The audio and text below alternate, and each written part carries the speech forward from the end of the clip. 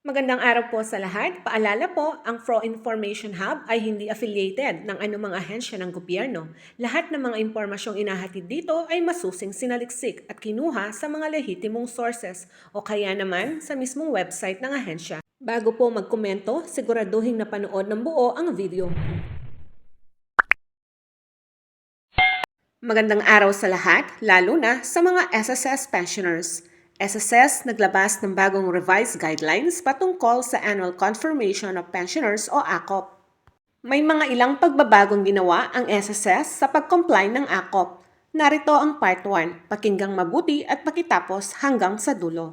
Sa official FB page ng SSS, naglabas ng Circular Number 2023-013. Ito ay ang revised guidelines sa Annual Confirmation of Pensioners Program or ACOP.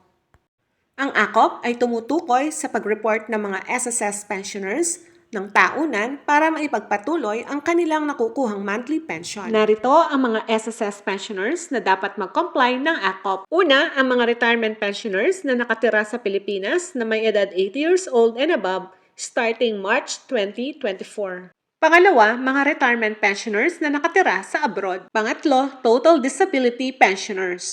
Pang-apat, death survivor pensioners. At ang panglima, dependent children under guardianship. Ang mga retirement pensioners na nakatira sa Pinas na below 80 years old, maaaring mangailangan na mag-comply ng ACOP under certain circumstances. Natutukuyin at aabisuhin ng SSS. Kung dati ang mga retiree pensioners na 85 at 85 years old below na nakatira sa Pinas, hindi na kailangan mag-comply ng ACOP ngayon, nakadepende na sa SSS under certain circumstances. Narito ang schedule of compliance ng mga SSS pensioners na dapat mag-comply ng ACOP. Para sa retirement pensioner, month of birth of the pensioner. Total disability, month of birth of the pensioner. Death survivor, month of birth of the deceased member. Dependent children under guardianship, month of birth of the member or deceased member. Ang inisyal sa pag-comply ng ACOP ng mga pensioners ay alinsunod sa nabanggit na schedule pagkatapos ng isang taon sa pag-aproba ng retirement, total disability, death pension benefit claim application. Ang pag-comply ng ACOP ay pwedeng gawin 2 buwan bago ang birth month ng pensioner or member, birth month ng namatay na pensioner or member.